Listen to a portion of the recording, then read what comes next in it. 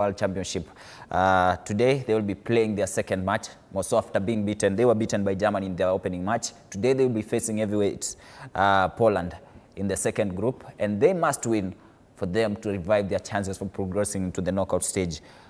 Volleyball in Kenya, we also saw some videos on the social media where they were asking for support financially. I think their morale is very down. Their morale is down, sure. And they're seeing the way Harambee Stars are being treated to goodies, and they've been left like orphans, if I can say so. And I think the government should try and do something, because the morale of those ladies is just down. Because when you know the difference between them and Harambee Stars, when you go onto the pitch of play, onto the field of play, you find that you're not thinking about anything. Psychologically, you're ready for that game. So the Harambee Stars players were not thinking about anything at home. If my wife, my kids, my whole family, they're having dinner, is my landlord is up on my neck, they're not thinking about that. They're only going there and thinking about their performance. So it's different with Malkia Strikers. And it's reflecting on their performance. So in their first match, they were beaten 3-0 against 3-0 against Germany. And right now, it's like a baptism of fire. And it's like they're already down, but we're still stomping on them. And they're playing one of the tournament favorites in Poland. And I don't know how they'll come out of that, but those girls need motivation, they need inspiration to come from somewhere. And the government needs to do something about that. And speaking of motivation, Arocho and Washira, do you think the government should come up with structures of how they should be awarding? Or rather rewarding teams and players, rather than waking up one day and saying, we are giving you this amount of money.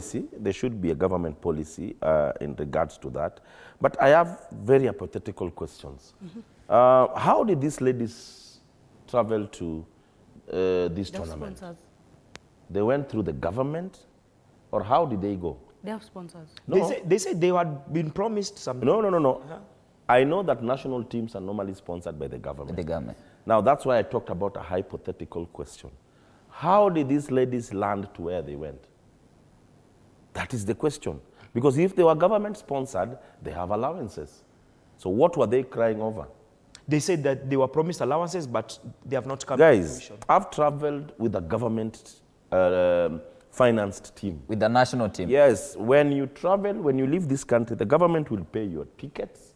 The government will pay your allowances, which might not be paid initially when you land for the tournament. It might take some time. But before you leave your venue of the tournament, you'll have your cash. So my question once again is, how did they go? If it was a government-sponsored trip, then the government is taking care of them.